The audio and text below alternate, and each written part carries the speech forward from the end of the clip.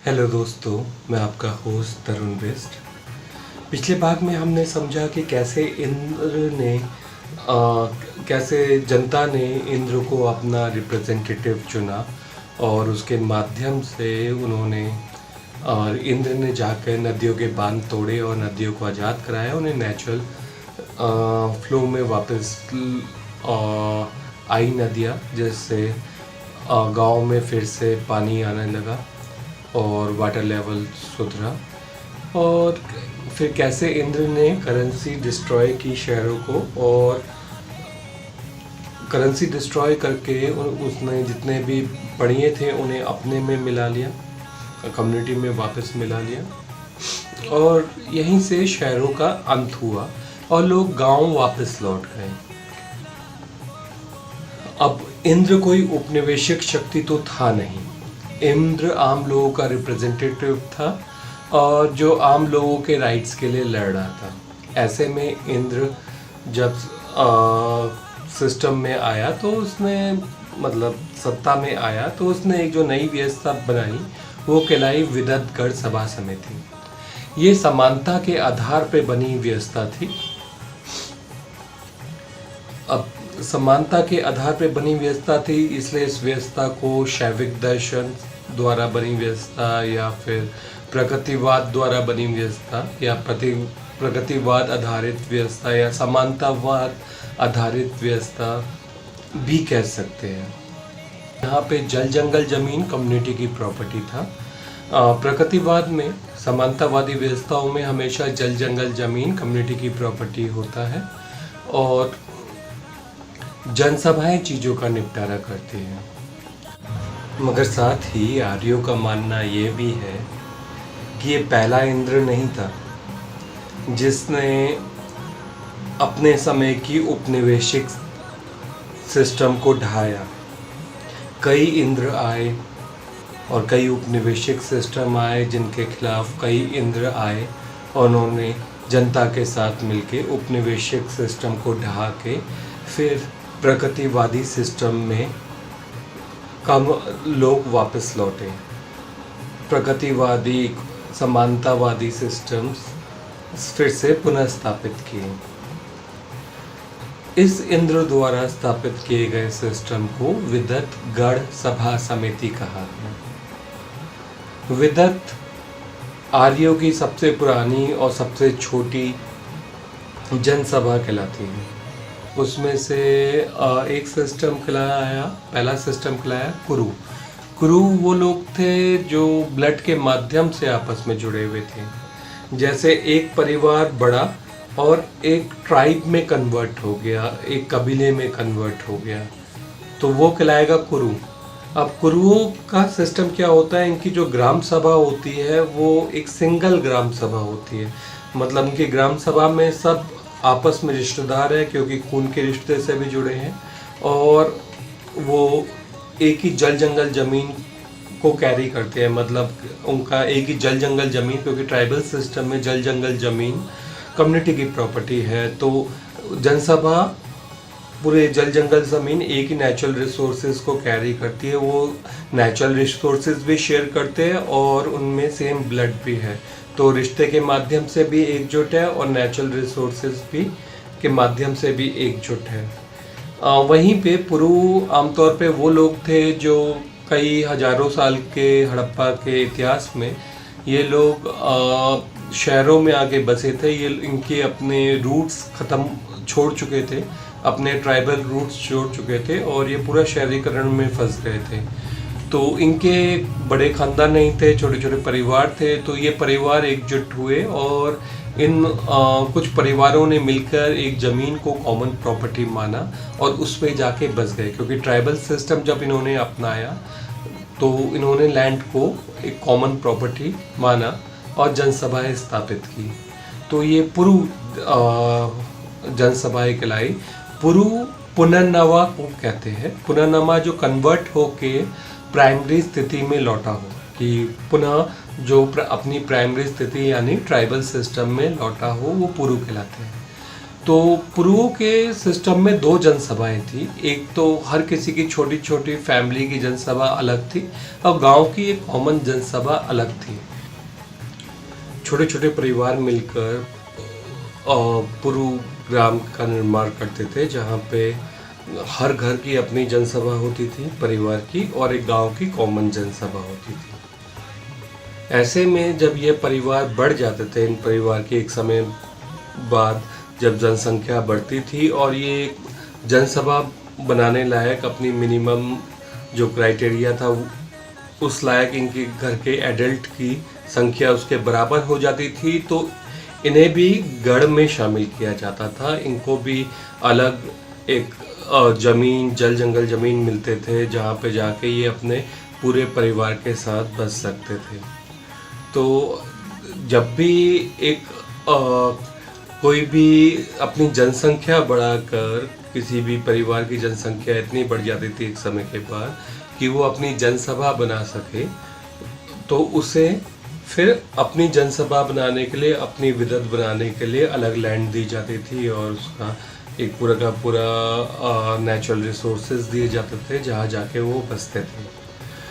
Convert होके जो अभी ट्राइबल सिस्टम में आए हैं, वो भी एक समय के बाद अपनी जनसंख्या बढ़ा के ब्लड ब्रदर ट्राइब में कन्वर्ट हो जाते थे और पहली जनसभा के साथ ही वो गढ़ कहलाते थे, क्योंकि गढ़ के लिए मिनिमम क्राइटेरिया आपकी एक पारिवारिक जनसभा थी। जब विदत दो हिस्सों में बढ़ जाती थी तो दो अलग अलग गांव हो जाते थे जो आसपास ही होते थे, क्योंकि वो थोड़ा सा अपने जंगल के एरिया साफ करके वहाँ पे गांव बनाते थे।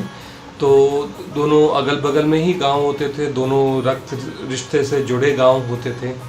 तो कोई भी मुसीबत आने पे वो एक दूसरे का साथ भी देते थे फ़ौरन, क्योंकि वो साथ वाला गांव भी अपना ही परिवार है। तो इस तरीके के अलग अलग गांव, जैसे जैसे जनसंख्या बढ़ी अलग अलग गांव बसते हैं।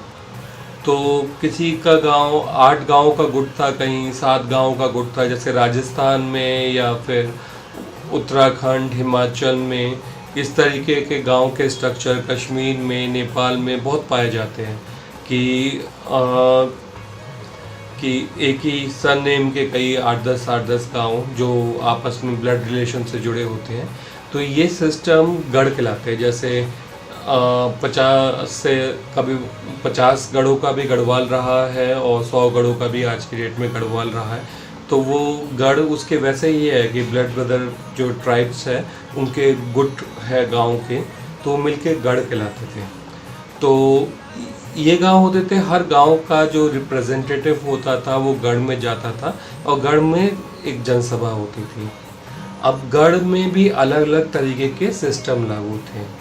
जैसे जो प्योर जनसभा वाला सिस्टम था वो कहलाया भूमिया देवता या पशुपति सिस्टम। ये सबसे कम टैक्स वाला सिस्टम था। यहाँ पे आम जनता मतलब कि आपको इसमें फसल का करीब 16वां हिस्सा टैक्स हुआ करता था, करीब मतलब 10% से भी कम। अब इतना कम टैक्स क्यों था? क्योंकि जितने भी एडमिनिस्ट्रेटिव वर्क है और सैन्य कार्य है, पुलिसिंग है, ये सब आम जनता अपना टाइम शेयर उसमें देता था इन सब कामों में। तो जिसकी वजह से उन्हें टैक्स नहीं देना पड़ता था, कोई स्थायी वर्कर्स नहीं रखने पड़ते थे। लोग मिलजुल के, अपने कबीले के लोग ही होते थे जो मिलजुल के अपनी पुलिसिंग वगैरह ये सारे कार्य कर लेते थे। तो इनको कोई ये सबसे कम टैक्स सिस्टम वाला सिस्टम है। तो ये कहलाता है पशुपति सिस्टम या गणतंत्र। दूसरा आता है गढ़ राज्य सिस्टम। इसमें करीब 27.5% करीब टैक्स देना पड़ता था। उसके अलावा कोई इनडायरेक्ट टैक्सेस नहीं थे। जो स्टेट टैक्सेस थे करीब ये 27.5% थे फसल का। और इसमें जो एक ये लोग अपना गढ़ राजा चुनते थे जो उनके सारे के सारे प्रॉब्लम्स होकर देखता था। ये थोड़ा सा मीडियम इकोनॉमी सिस्टम है, एकदम प्योर ट्राइबल इकोनॉमी सिस्टम नहीं है। मीडियम इकोनॉमी से जहाँ पे नेतृत्वकर्ता की ज़रूरत पड़ी क्योंकि मार्केट बन गई थी और उसमें व्यापार उधर चल रहा था, तो फॉरेन डिसीजन लेना या उसके लिए एक उन्होंने नेतृत्वकर्ता चुना, क्योंकि लोग अब ज़्यादा अंगेज थे और कामों में। ये गढ़ राज्य सिस्टम के साथ आता है। अब फिर तीसरा सिस्टम आया गढ़ परिषद सिस्टम। गढ़ परिषद कैपिटल मतलब ये गढ़ में व्यवसायिक परिषद के साथ आया। ये व्यवसाय बेस पे बने हुए गांव थे, हर गांव कुछ ना कुछ अपना क्रिएट करता था जिसकी एक मार्केट थी। और ये स्पेशलाइज गांव भी कि गांव का गांव एक पर्टिकुलर कोई चीज़ उस एरिया में पाई जाती है जिससे वो कोई चीज़ क्रिएट करता है डायरेक्टली मार्केट में, तो वो चीज़ ये गांव फेमस थे। व्यवसायिक गांव के साथ आया गढ़ परिषद। तो गढ़ सिस्टम जहाँ पे गढ़ राज्य और गढ़ परिषद के साथ भी आया, तो इनके स्ट्रक्चर और इकोनॉमी सिस्टम काफ़ी डिफरेंट थे सबके, मगर इनमें जो कॉमन चीज़ थी जो उन्हें गढ़ बनाती थी, ये ब्लड से आपस में जुड़े हुए लोग थे, ब्लड रिलेशन से आपस में जुड़े हुए लोग थे। और नेचुरल रिसोर्सेज कम्युनिटी की प्रॉपर्टी थी, पैसे के द्वारा खरीद फरोख्त की चीज़ नहीं थी। तो अभी भी नेचुरल रिसोर्सेज पे ग्राम सभा का अधिकार था, मगर परिषदों के माध्यम से भी जो व्यवसाय अगर वो चलते थे तो उनके भी हितों का ध्यान रखा करते थे। मगर जल जंगल ज़मीन अभी भी कम्युनिटी की प्रॉपर्टी थी, कोई इंडिविजुअल लैंड नहीं था गढ़ परिषद में भी। इसलिए पैसे की पावर इतनी नहीं थी कि वो नेचुरल रिसोर्सेज खरीद सके, मतलब पैसे की जो पावर है उस पर एक लगाम था। और यही कारण है कि गणतंत्र करेंसी के आधार पे एकजुट राष्ट्र की श्रेणी में नहीं आता था। अब ये लोग जैसे विदत से गढ़ तक लोग एक ही ब्लड रिलेशन से जुड़े थे, तो इनके जो अगर कोई गढ़ राजा है या गढ़ प्रमुख है तो ये लोग खुद को उससे ब्लड रिलेशन से जोड़ते थे। तो सब अभी तक ब्लड रिलेशन के अंदर ही है। आपके लिए कानून आपके ब्लड रिलेशन का, आपके परिवार का आदमी ही बना रहा है जो आपके लिए जवाबदेह है, और आप चाहे तो अपना रिप्रेजेंटेटिव कभी भी बदल सकते हैं। या मोस्टली तो जनसभाएं ही फैसला देती थी, वो तो बस फेस होता था जो ऊपर जाता था। गढ़ राजा एक फेस था जो कि ऊपर गोत्र सभा में जाता था।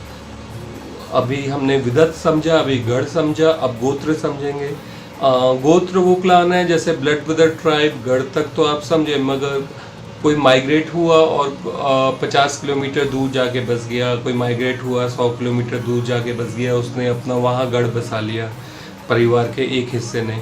तो ये लोग जो अलग अलग जगह जाके अपने ही गणतंत्र के एरिया में जंगलों में अलग अलग जगह जाके जंगल साफ करके बस गए और अपने अलग अलग गढ़ बना दिए, ये लोग भी शामिल होते थे गोत्र सभा में। मतलब अलग अलग गढ़ जो एक ही फैमिली रूट का है वो गोत्र कहलाएगा, जो एक ही ब्लड रूट का है वो गोत्र कहलाएगा। गोत्र आखिरी सीमा है जहाँ तक कि आपको एक क्लान के तौर पे देखा जाता है। तो इनके बीच में कि अलग अलग गोत्र के जो प्रमुख है वो देवता कहलाते थे। अब जो ये गोत्र प्रमुख एक्चुअली आखिरी लोग थे जो कानून बना सकते थे। तो बेसिकली वही रूल कर रहे थे क्योंकि वो आखिरी पोस्ट थी जो अपने ब्लड रिलेटिव्स जनता के लिए, कि मतलब जो जनता के वो रिप्रेजेंटेटिव है उसके लिए वो शरीक हो, उसको रिप्रेजेंट करते हुए वो कानून बना सकते थे।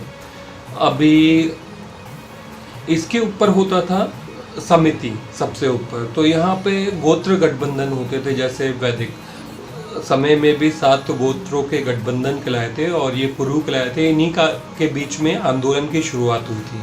तो यही पारिवारिक गुट है जिन्होंने, या यही कबीलाई गुट है जिन्होंने, पहले 7 कबीलाई गुट थे जिन्होंने इस आंदोलन की शुरुआत की थी। और बाद में पुरु लोग भी इसमें शामिल हुए जो शहर के थे। शहर में जो लेबर वगैरह थी उनकी भी बुरी हालत थी, कैपिटल काउंसिल में उनके पास भी न्याय नहीं था, उनकी फाइनेंशियल हालत बुरी थी। कुछ रईस लोग ही पूरा का पूरा एंजॉय कर रहे थे सिविलाइज सिस्टम को, गुलाम बनाने वाले सिस्टम को, जो जिन्होंने गुलाम बनाया हुआ था। बाकी सब तो गुलाम थे। तो जो शहरों में जो 4 वर्ण व्यवस्था थी कैपिटल काउंसिल की सिविलाइज सिस्टम की 4 वर्ण व्यवस्था थी। तो वो उसमें भी एक बड़ा वर्ग शूद्र था जो बाद में पुरुषों के तरफ पे कन्वर्ट होके जो इसमें वापस लौटा, ट्राइबल सिस्टम में वापस लौटा, अपनी ट्राइबल आइडेंटिटी उन्होंने अपनाई। तो ये सब मिलकर अलग अलग गोत्रों के प्रमुख मिलकर ये अपना एक गणाध्यक्ष चुनते थे। अब गणाध्यक्ष का किसी के लिए, क्योंकि गणाध्यक्ष बाकियों के से रक्त रिश्ते से तो नहीं जुड़ा, वो तो सिर्फ अपनी ट्राइब से ब्लड रिलेशन से जुड़ा है, मगर बाकी ट्राइब के ब्लड रिलेशन से नहीं जुड़ा, बाकी क्लान के ब्लड गोत्रों के ब्लड रिलेशन से नहीं जुड़ा। तो वो उनके लिए कानून नहीं बना सकता था, वो इंटरनेशनल रिलेशन देखता था। उसका काम था कि कभी विदेशी आक्रमणकारी होते थे तो वो नेतृत्व करता रहता था, मगर आमतौर पे वो दूसरे देशों के साथ रिलेशन देखता था, वो कानून नहीं बना सकता था। इसलिए ये ट्राइब्स खुद को राजपूत या राजवंशी भी कहती थी। जैसे बंगाल साइड में ये लोग अपने आप को राजवंशी कहते थे, यहाँ पे राजस्थान या उत्तराखंड इस साइड पे ये लोग राजपूत कहलाए, क्योंकि इनका अपने राजा से सीधा ब्लड रिलेशन था। ये अपने राजा का ब्लड और इनका ब्लड एक ही क्लान का था। तो ये लोग आपस में, मगर ये सभी जो गोत्र गठबंधन है ये कैसे थे, तो ये कोई एक सिंगल करेंसी तो लागू नहीं थी गणतंत्र में। तो इनका ये होता था कि ये लोग शादियों के माध्यम से आपस में जुड़े थे। तो यहाँ पे एक रिवाज था कि आप अपने गोत्र में शादी नहीं कर सकते, आप अपने ब्लड रिलेशन में शादी नहीं कर सकते, आपको गणतंत्र के अंदर के दूसरे गोत्र की उससे ही शादी करनी होती थी। तो इसी माध्यम से ये लोग एक दूसरे से जुड़े थे रिश्तों के माध्यम से। और इस सिस्टम में जब मेल फीमेल ने शादी का एक आया, क्योंकि इक्वालिटी बेस्ड विजन था, तो मेल फीमेल का शादी का आया, तो लड़की ने दूसरे घर जाना इसलिए स्वीकार किया पहले तो कि गढ़ों ने अपनी बेटी को, गांव की बेटी कहलाती थी क्योंकि पूरा गांव एक परिवार था, तो ऐसे में उन्हें ये लड़की से वादा किया गया कि अगर तुम और तुम्हारे परिवार के ऊपर कोई भी आँच आती है तो हम तुम्हारे साथ खड़े मिलेंगे, हम तुम्हारे साथ कंधे में कंधा मिला के लड़ेंगे, प्रॉब्लम का सामना करेंगे। अगर तुम और तुम्हारे परिवार को कोई भी आँच आती है, तो ये दो परिवारों का रिश्ता होता था, दो परिवार जुड़ते थे आपस में, जो युद्ध के समय और समय पे एक दूसरे का साथ देते थे, अच्छे बुरे समय में एक दूसरे को शरण देते थे। तो ये लोग रक्त रिश्ते से मतलब ये बिरादरी बनती है, इसे बिरादरी कहते हैं, जिनके बीच में आप शादी करते हैं। तो ये ट्राइबल आपस में शादियों के माध्यम से जुड़े थे, जो शादियों के माध्यम से एकजुट थे। अब इसमें जो काफ़ी सारे उदाहरण मिलते हैं, जैसे गणाध्यक्ष की बेटी का ही स्वयंवर होता था, वो भी उसके एक बहुत फेमस रिवाज है शाक्त कल्चर का, शाक्त रानी का। तो गणाध्यक्ष की बेटी का ही स्वयंवर होता था। तो गणाध्यक्ष की बेटी वो इकलौती पोस्ट थी जहाँ पे आप गणतंत्र के बाहर शादी करने का अधिकार है। आमतौर पे मेल फीमेल दोनों को गणतंत्र के अंदर ही शादी करनी होती थी, क्योंकि इससे ताकि गणतंत्र के आपसी रिश्ते मजबूत हो शादी के माध्यम से। तो अब सिर्फ गणाध्यक्ष की बेटियों को ही स्वयंवर का अधिकार था, क्योंकि वही थी जिनकी राष्ट्र से बाहर शादी होती थी, और ये दो राष्ट्रों के बीच में ये इसके थ्रू रिश्ता बनता था। अब इसके ये इंटरनेशनल रिलेशन में भी ये शादियां काम करती थी। तो ऐसे में उधर भी सेम ही उदाहरण है कि सेम ही एथिक्स पे कि अगर जो शाक्त रानी है उसके जिसकी शादी हुई गणाध्यक्ष की जो बेटी है शाक्त रानी, अब वो कहीं पे भी किसी भी देश पे जाती है, उस देश पे आक्रमण होता है, तो ये पूरा गणतंत्र उनके पक्ष में लड़ेगा, या उनके ऊपर कोई भी आँच आती है तो पूरा गणतंत्र अपनी गणाध्यक्ष की बेटी के पक्ष के लिए लड़ेगा। तो ये शाक्त रानी की पावर थी जो उसमें थी। वैसे भी जैसे किसी अगर गणतंत्र के अंदर आपका एक गांव में से टकराव हो गया, कि ट्राइबल के किसी एक गांव से टकराव हो गया, पहले तो उसका क्लान आएगा, उसका गोत्र आएगा उसकी तरफ से लड़ने की, उस गांव को बचाने के लिए कौन आएगा, उसके गोत्र के लोग आएंगे। अब वहाँ पे नहीं होता तो वो गोत्र आएंगे जिनके साथ उनकी शादियाँ हुई हैं, यानी पूरा गणतंत्र आएगा उस एक छोटे से गांव को या एक छोटे से परिवार को बचाने के लिए जिस पे अटैक हुआ है। तो गणतंत्र बहुत पावरफुल हो जाते थे, ट्राइबलिस्ट के थ्रू बहुत पावरफुल हो जाते थे, क्योंकि उनके पीछे पूरा का पूरा गणतंत्र पूरा गुट खड़ा होता था, वो अकेले खड़े नहीं होते थे। तो बाकी लोग क्यों आ रहे हैं और वो किसके अंडर में लड़ते थे।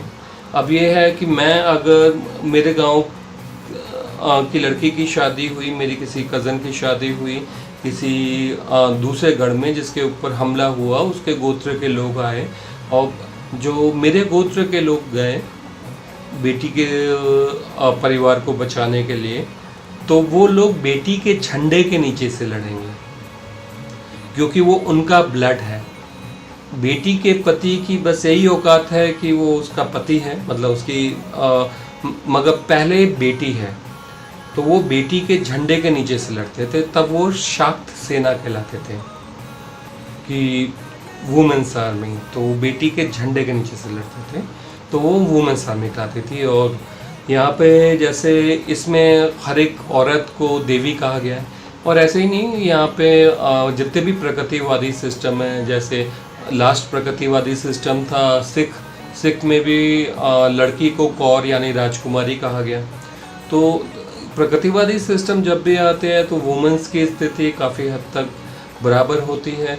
तो यहाँ पे जैसे सीता का और द्रौपदी का ही देख लीजिए, दोनों गणाध्यक्ष की बेटी थी, दोनों का स्वयंवर हुआ था। राम ने जैसे सीता की अंगूठी मिली, राम ने शक्ति पूजा की जिसके माध्यम से उसने संदेश भेजा सीता की के गणतंत्र पे कि सीता यहाँ पे है और रावण ने उसका अपहरण किया है। 99 से ज़्यादा गढ़ राजा अपनी सेना समेत आए सीता को बचाने, जो सीताराम बोलते थे, जो सीता की सेना थी।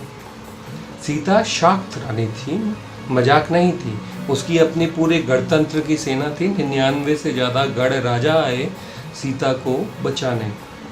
तो यहाँ पे भी अगर आप देखेंगे तो यही रिपब्लिक, क्योंकि रिपब्लिकन क्वीन थी वो, और रिपब्लिकन ये जो पुराने ये जो गणतांत्रिक उस पर आदर्श है उसके हिसाब से ही आए और वो अपनी रानी को बचा के ले गए।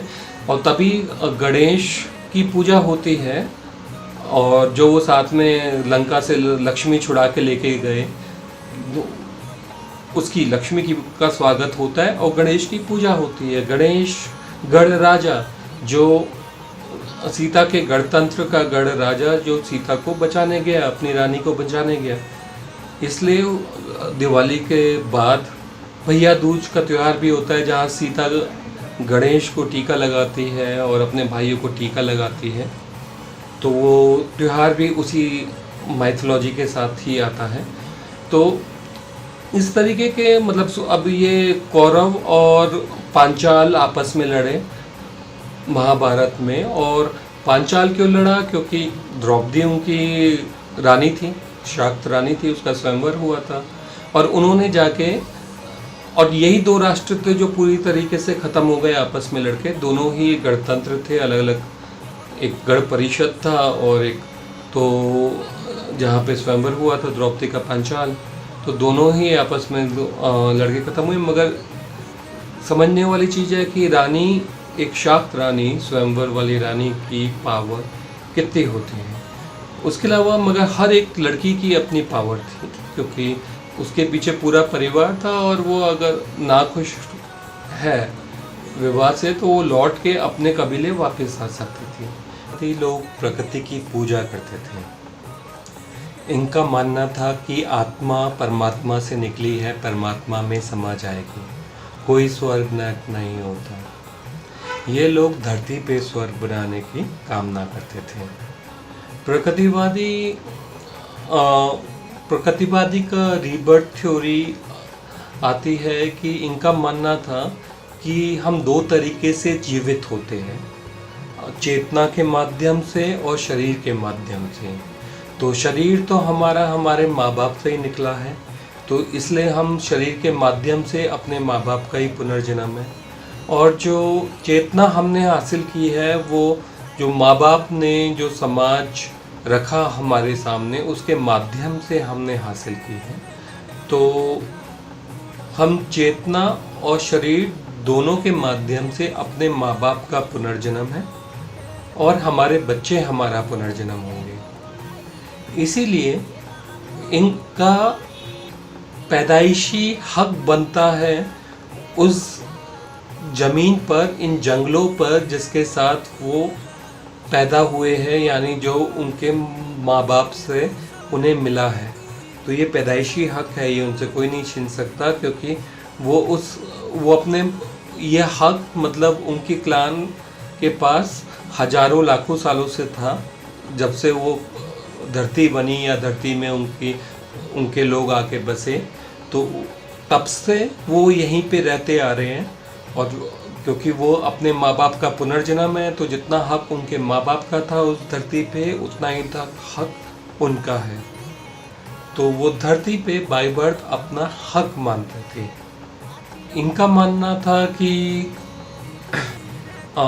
ये नेचर, ये यूनिवर्स, जैसे पहले स्पेस और टाइम में इन इंडियन फिलॉसफी में जो मेरा पहला वीडियो था उसमें मैं पहले ही एक्सप्लेन कर चुका हूँ कि काल महाकाल थ्योरी की शिव के अलग अलग रूप कि ओम, स्वशंभु, और जो शिव क्यों वो शिव की पूजा करते थे।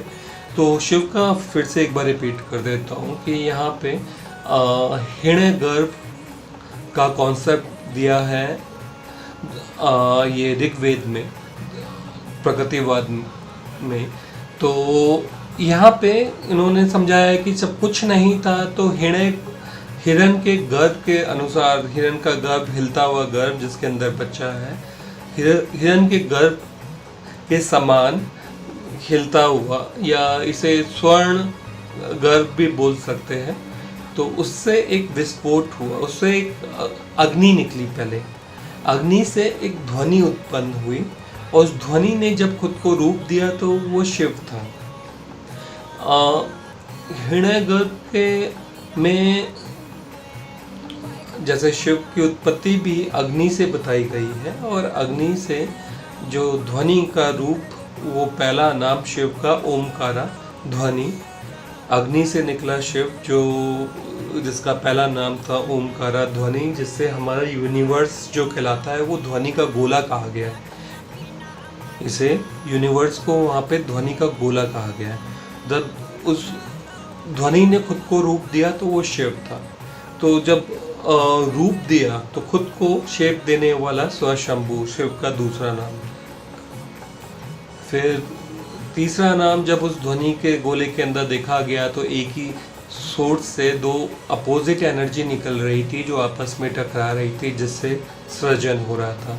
तो एक ही सोर्स से निकली दो अपोजिट एनर्जी अर्धनारीश्वर कहा गया उसे। आधा नर आधी स्त्री जो एक ही सोर्स से निकल रही है और आपस में टकरा रही है, उससे सृजन हो रहा है। तो यहाँ पे दो अपोजिट एनर्जी को टकराने का है, लिंग और योनि के माध्यम से दिखाया गया है, जो सृजन का प्रतीक है, यानी ओरिजिन का प्रतीक के तौर पे लिंग और योनि को दिखाया गया है।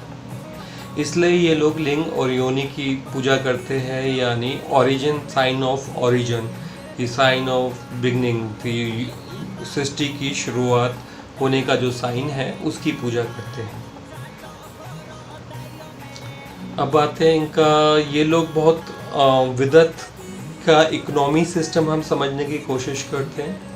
तो यहाँ पे जल जंगल ज़मीन इनकी संपत्ति थी, जल में मिलने वाली नदी, मछलियाँ इनकी थी, जंगल में जो जीव जंतु है वो सब इनके थे। ये जंगल को मेंटेन करके रखते थे, क्योंकि जंगल से उतना ही लेते थे जितना ज़रूरत है। प्रकृति से ये कोई छेड़खानी नहीं करते थे ज़्यादा, इन्हें जितना प्रकृति से ज़रूरत है उतना ही ये चीज़ें प्रकृति से लेते थे, कोई भी चीज़ वेस्टेज नहीं करते थे।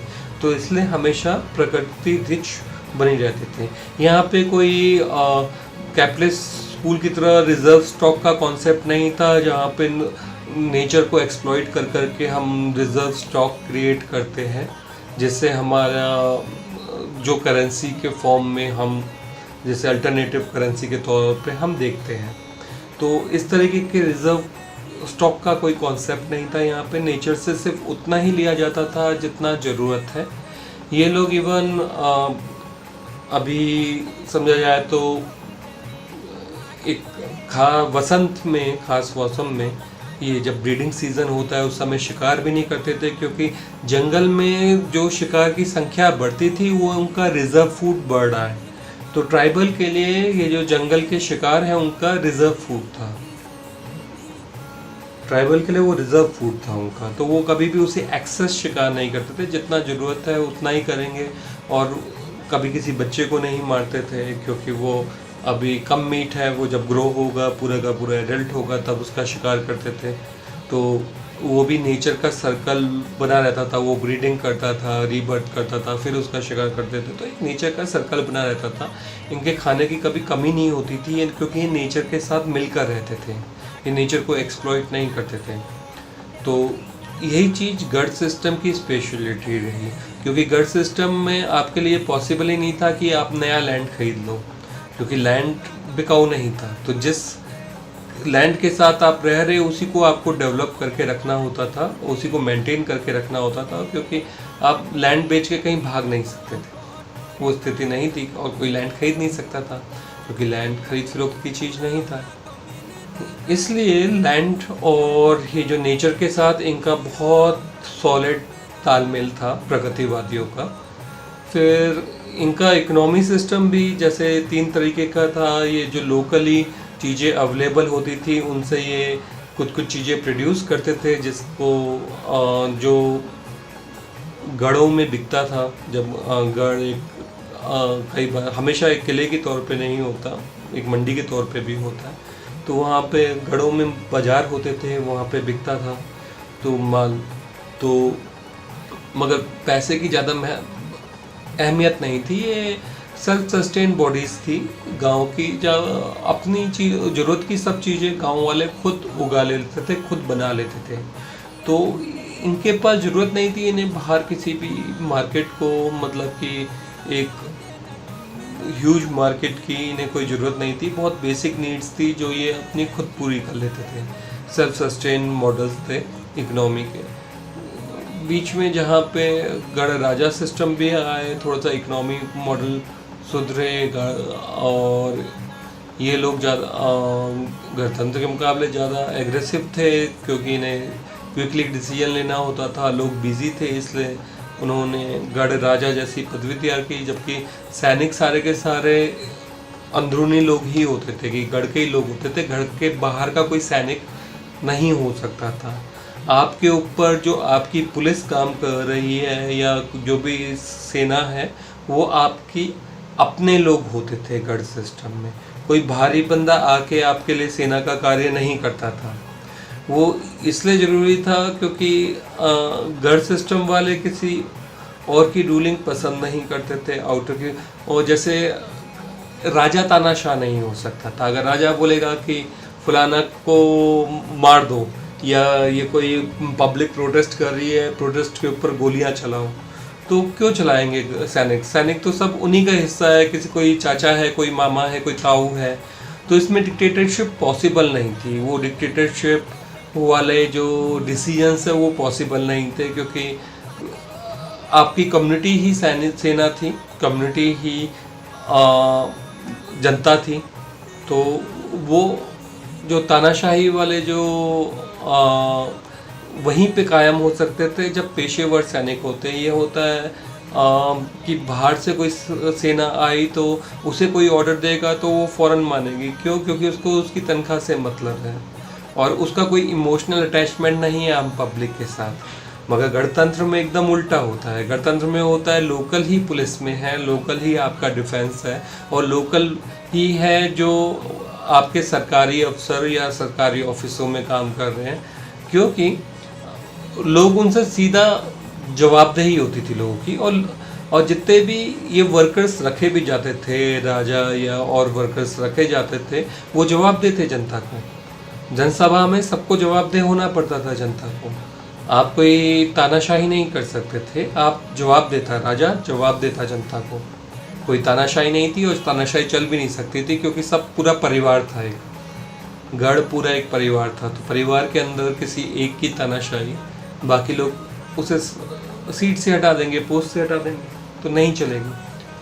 और लोकल थे सब, तो जवाबदेही थी लोगों की आपस में, एक रिस्पॉन्सिबिलिटी थी। कोई किसी को धोखा दे के नहीं भागता था, जैसे ओपन मार्केट में जो चलता है कि कस्टमर कट गया तो कट गया, अब हो गया तो हो गया है, क्योंकि न्याय तो कहीं है नहीं। मगर वहाँ न्याय था, वो मुफ्त था, तो कोई जल्दी किसी को धोखाधड़ी देता नहीं था। अब इससे गढ़ परिषद के उसमें आए। गढ़ परिषद में मार्केट काफ़ी पावरफुल थी और ये लोग व्यवसायों की वजह से धन भी अर्जित करते थे। और जैसी कोई कहीं पे कोई आपदा आती थी तो ये लोग क्योंकि इकोनॉमी, राजा के इतने टैक्स नहीं थे, तो किसी भी सिस्टम में, गढ़ सिस्टम में, तो ये लोग चंदा इकट्ठा करके करते थे, क्योंकि पूरी कम्युनिटी होती थी, परिवार होता था, आपस में चंदा इकट्ठा करके एक दूसरे की हेल्प करते थे। तो ऐसे में हवन कराए जाते थे। हवन का मतलब होता है कम्युनिटी फूड। जब भी कम्युनिटी फूड अरेंज किया जाता है उसे हवन कहते हैं। उसमें लोग आहुतियाँ देते हैं, कि मतलब अपनी तरफ से खाना डोनेट करते हैं, और एक कम्युनिटी फूड बनाया जाता था। जैसे कहीं पे अकाल आ गया तो कम्युनिटी फूड अरेंज किया जाता था, और लोग एक दूसरे को थैंक्स करने के लिए उस विजन को, उस नज़रिए को, जिसे ईश्वर कहते हैं या प्रकृति, ये लोग प्रकृति को ईश्वर कहते थे क्योंकि प्रकृतिवादी नज़रिया था, तो समानता के नज़रिए को ये लोग थैंक्स कहते थे, जो प्रकृतिवादी सिस्टम के साथ आता था। मतलब जो जिसे हम शैविक दर्शन भी कहते हैं, कि वो उस नज़रिए को, शैविक नज़रिए को वो थैंक्स कहते थे, जिसके आधार पर वो एकजुट है। तो यहाँ पे ईश्वर यानी विजन यानी नज़रिए को याद करके लोग आपस में एकजुट होते थे आपदा के समय पे, और एक दूसरे की मदद करते थे, और इस तरीके के कम्युनिटी फूड अरेंज किए जाते थे, ताकि लोग मिलके फिर रीस्टैब्लिश करें अपना गांव। जैसे कोई गांव उजड़ गया तो वहाँ पे कम्युनिटी फूड अरेंज किया जाता था, और गांव वाले मिलकर वो लेबर करते थे, अपना गांव रीबिल्ड करते थे नए सिरे से।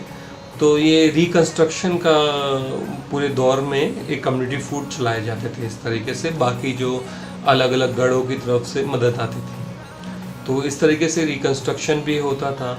ऐसा नहीं है कि खदानें नहीं थी, या फिर ऐसा नहीं है कि ये लोग मेटल ओगर का यूज़ नहीं करते थे, मगर ये उतना ही नेचर से लेते थे जितना बहुत ज़रूरी है। ये एक्स्ट्रा खुदाई है, एक्स्ट्रा रिज़र्व पाने के लिए बड़े बड़े मेटल रिज़र्व या नेचर से को एक्सप्लॉइट करके खनिज ओगर नहीं प्राप्त करके गोदाम नहीं बढ़ते थे, क्योंकि ये नेचर से उतना ही लेना होता था जितना आपकी नीड है, वरना पड़े रहने दो नेचर में।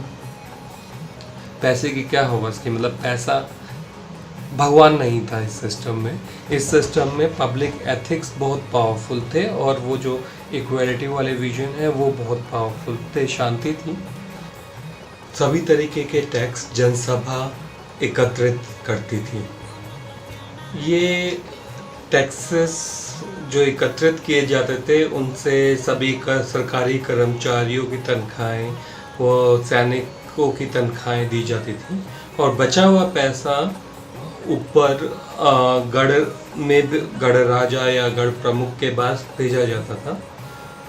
गढ़ से गढ़ के खर्चे निकालने के बाद बची हुई राशि ऊपर गोत्र सभा में भेजी जाती थी, और गोत्र सभा के खर्चों के बाद बची हुई राशि गणाध्यक्ष को दी जाती थी।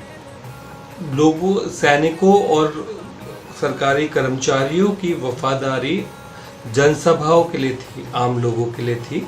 वो ऊपर के लिए वो जिम्मेदार नहीं थे, क्योंकि उनकी तनख्वाह सीधा सीधा आम लोगों से मिलती थी, जनसभा के माध्यम से मिलती थी। तो उनकी वफादारी जनसभा के लिए थी, केंद्र पे बैठे हुए गणाध्यक्ष के लिए नहीं। तो इसलिए कभी भी सेंट्रल हायरार्की नहीं बन सकती थी यहाँ पे, क्योंकि पूरे सिस्टम में पावर डिवीजन ही ऐसा था कि सैनिक सीधा आम लोगों के लिए वफादार थे, उन्हीं के बीच के थे और उन्हीं के लिए वफादार थे, उन्हीं के लिए जवाबदेह थे। कानून यहाँ पे कोई भी लिखित नागरिक कानून लागू नहीं था। लोग विजन वाइज चलते थे, लोग नज़रिए के आधार पे डिसीजन लेते थे। जैसे समानता का नज़रिया लागू था इसमें, तो जनसभा में लोगों को ये बताना होता था कि उनके सामने क्या सिचुएशन आई और उन्होंने उस सिचुएशन के आधार पे उन्होंने जो डिसीजन लिया, क्या वो उनके कबीले के दर्शन के अनुसार सही था या उस मोमेंट में उसने वो डिसीजन किस विजन से लिया, किस नज़रिए से लिया, उसके आधार पर न्याय होता था। तो इसमें कोई भी एक तय लिखित नागरिक कानून लागू नहीं था। इसमें अकॉर्डिंग टू सिचुएशन कहते हैं स्पेस प्लस टाइम को। इस पे पूरा एक वीडियो बना हुआ है, कृपया ज़रूर देखें, क्योंकि स्पेस प्लस टाइम यानी स्थिति, स्पेस प्लस टाइम मिलकर सिचुएशन क्रिएट करती है और बिना सिचुएशन के कोई मानवीय विचार उत्पन्न नहीं होता, कोई ह्यूमन क्रिएटेड कोई आइडिया क्रिएट नहीं होता, ना सोशल आइडिया ना पर्सनल आइडिया। तो कोई भी ह्यूमन अकॉर्डिंग टू सिचुएशन ही रिएक्ट करता है, इसलिए उस पर कोई भी लिखित नागरिक कानून लागू होने की वजह से वो चीज़ें कट्टर हो जाती है। चाहे कुछ भी हो, यही कानून लागू होगा। कभी आपने जैसे देखा होगा, कोई भी नेता या टेररिस्ट कोई भड़काऊ भाषण देता है तो बिना स्पेस और टाइम के चीज़ों को बोलता है, तो चीज़ें काफ़ी कन्फ्यूजन क्रिएट करती है और एग्रेशन क्रिएट करती है, क्योंकि बिना स्थिति के जब हम चीज़ों को समझने की कोशिश करते हैं तो वो कन्फ्यूजन क्रिएट करती है। उसी का फ़ायदा ये पॉलिटिशियंस उठाते हैं नॉर्मली।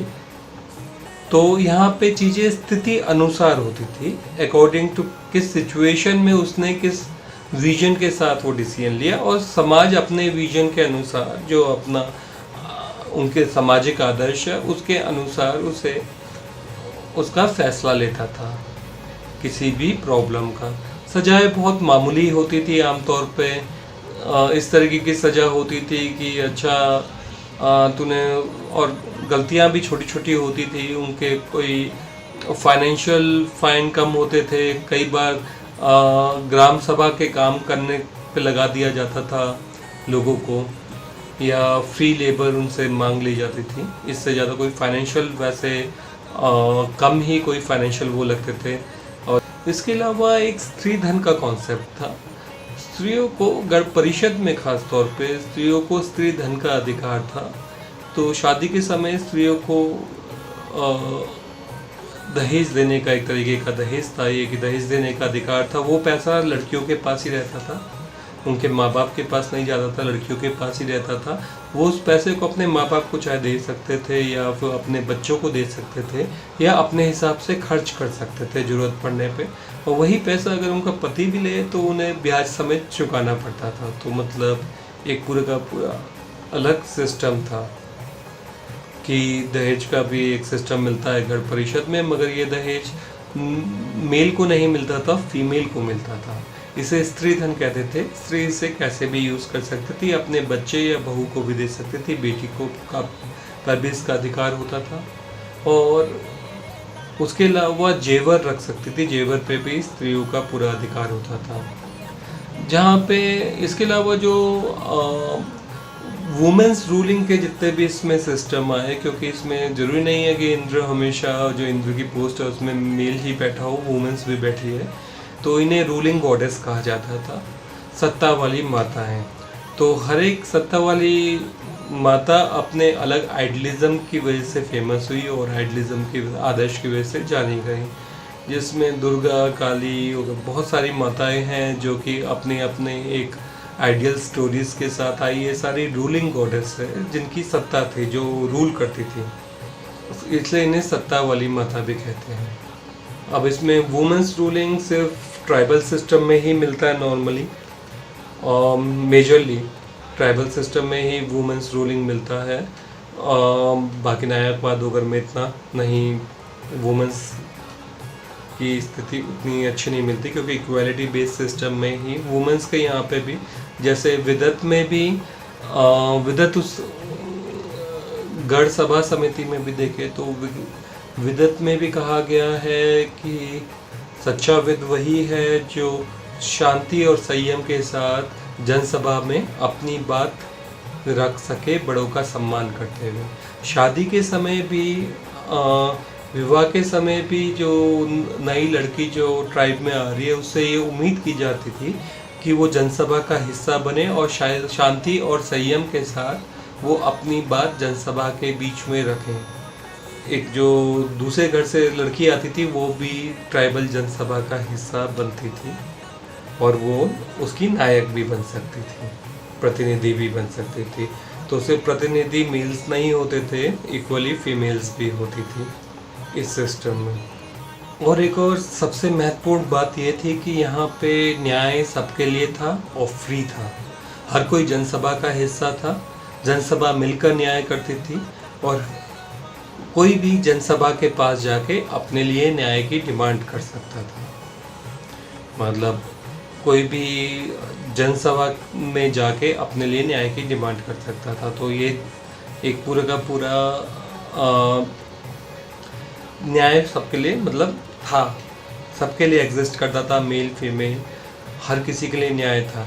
और एक्चुअली जो एशियन वैदिक मेथडोलॉजी में भी उसी को स्वतंत्र माना गया है जिसके पास न्याय हो। तो जहाँ पे सिविलाइज सिस्टम में 95% लोगों के पास भारी कोर्ट फीस और वकील की फ़ीस पे करके न्याय खरीदने में असमर्थ है, 95% पॉपुलेशन सिविलाइज सिस्टम में अपने लिए 95% देश न्याय नहीं खरीद सकता।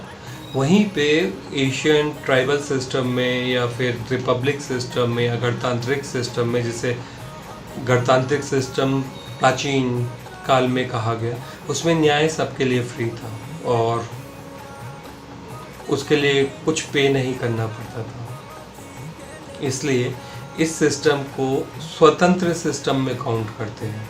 जैसे जितने भी सिविलाइज सिस्टम हैं वो गुलाम बनाने वाले सिस्टम कहलाते हैं, वैसे ही ये वेलफेयर सिस्टम की कैटेगरी में आता है प्रगतिवाद और सारे प्रगतिवादी सिस्टम, क्योंकि यहाँ पे हर किसी के पास न्याय होता है और न्याय फ्री ऑफ कॉस्ट होता है। इसलिए समानतावादी दर्शन आस्तिक सिस्टम में आते हैं, सिविलाइज सिस्टम यानी नास्तिक सिस्टम में नहीं। यहाँ आम लोगों की स्थिति काफ़ी डिफरेंट थी, जैसे हम एक ट्राइबल की सोचते हैं। किसान ही बढ़ई था, किसान ही सोनार था, किसान ही मनके का काम करता था, कारपेंट्री का काम करता था, किसान ही कपड़ा बनाता था, कपड़ा बुनता था। तो किसान ही कॉमन जो खेती थी, उसके बाद उससे बचे समय में किसान ही ये सारे कुम्हार हो गए, सबके काम किसान ही करता था, चमड़े वमड़े सबके सारे काम किसान ही करता था और उसके माध्यम से वो एक्स्ट्रा इनकम अर्जित करता था। नए घरों का निर्माण सामूहिक कार्य था, मतलब पूरा गांव मिलकर नए घर बनाता था, क्योंकि पूरा गांव एक परिवार था और जब कोई नया घर बनाना होता था तो पूरा गांव मिलकर उसमें कंट्रीब्यूट करता था नए घर बनाने के लिए। ये कोई निजी श्रम के लिए नहीं था, सब कुछ सामूहिक ही था मूलतः। यहाँ पे आम जनता को पंचजन्य के नागरिक अधिकार प्राप्त थे। पंचजन्य कहते हैं 5 जेंडर राइट्स, जिसमें स्टेट मेल फीमेल जहाँ पे स्टेट होता है, फिर बाइसेक्सुअल कि जहाँ पे जो मेल और फीमेल दोनों के साथ रिलेशन बनाते हैं बाइसेक्सुअल, लेस्बियन जो वुमेन के साथ रिलेशन बनाती है उससे, और हिजड़ा भी एक नागरिक। हिजड़ा को इसलिए गे नाम की कोई श्रेणी नहीं थी, हिजड़ा थी, क्योंकि वो बोले कि भैया आप फिज़िकल कैपेबल हो या फिज़िकल कैपेबल नहीं हो, इससे भी फ़र्क पड़ता है। तो हिजड़ा एक वो था और एनिमल सेक्स भी अलाउड था उसमें, क्योंकि अगर आप एनिमल के साथ भी कर रहे हो तो उसकी वजह से आपकी नागरिकता नहीं छीनी जा सकती या आपको कोई स्पेसिफिकली दंड नहीं दिया जा सकता। जो बैन था वो था डेड बॉडी के साथ सेक्स करना बैन था। वेदों में उसे बैन रखा है। तो वो अघोरीज लोग करते थे, जो कोई भी सामाजिक विश्वास या कोई भी सामाजिक आस्था नहीं मानते थे, वो लोग उनकी प्रैक्टिस में नहीं था, वो लोग ये करते थे। मगर ये सामाजिक आस्था में ये अलाउड नहीं था। और शादी सिर्फ मेल फीमेल के बीच में ये अलाउड थी, क्योंकि शादी का मुख्य मकसद था अगली जनरेशन पैदा करना। साथ आप बिना शादी के भी रह सकते थे। तो बेसिकली अगली जनरेशन पैदा करने के मकसद से शादियाँ की जाती थी। तो शादियाँ सिर्फ मेल फीमेल की अलाउड थी, क्योंकि बाकी तो सारे अधिकार थे ही उनके पास।